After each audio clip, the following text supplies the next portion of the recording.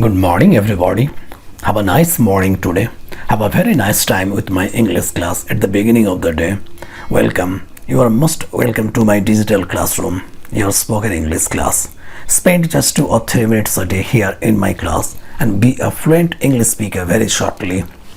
Today I'll read 2 beautiful stories with 2 beautiful lessons for all of us. Try to follow me. Yes, with all your attention. Now the stories. But you have to wait a bit till the end to know the names and the morals. Let's start. The first story. A boy was playing by the well curb when a thief came walking by. Suddenly the boy began to cry. His little shoulders heaved with his sobbing. His wailing could be heard for a mile or more. When his grief had abated somewhat, the thief said, "Why all the tears, my little friend?" Oh dear, whimpered the boy.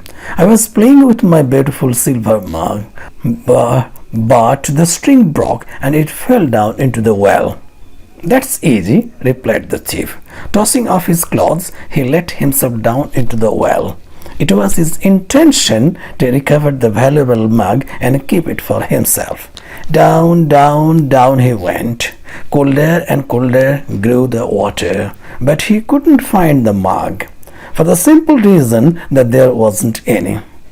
After a while, the thief began to realize that the boy, having recognized him for a thief, had sent him down into the well to get him out of the way. Painfully he climbed out of the well, shivering with the cold.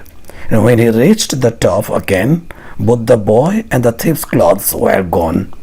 The name of the story, The Thief and the Boy. The moral: he who tries to outsmart his neighbor ends up by outsmarting himself. The second story. One winter's day, as a farmer was homeward bound from market, he found a snake lying half dead with cold by the roadside. Taking compassion on the frozen creature, he placed it under his coat to warm it. Then he hastened home and put the serpent down on the hearth where a cheery fire was blazing. The children watched it with great interest and rejoiced to see it slowly came to life again. But as one of them knelt down to stroke the reviving snake, it raised its head and darted out its fangs and would have stung the child to death. Quickly, the farmer seized the matlock and with one stroke cut the serpent into two.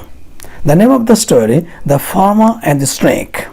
A moral: no gratitude is expected from the wicked. Now, daily motivational quote. On my own, I'll just create, and if it works, it works. And if it doesn't, I'll just create something else. I don't have any limitations on what I think I could do or be. Oprah Winfrey. Thank you. Wish you a very good day ahead. Stay attached. Stay tuned.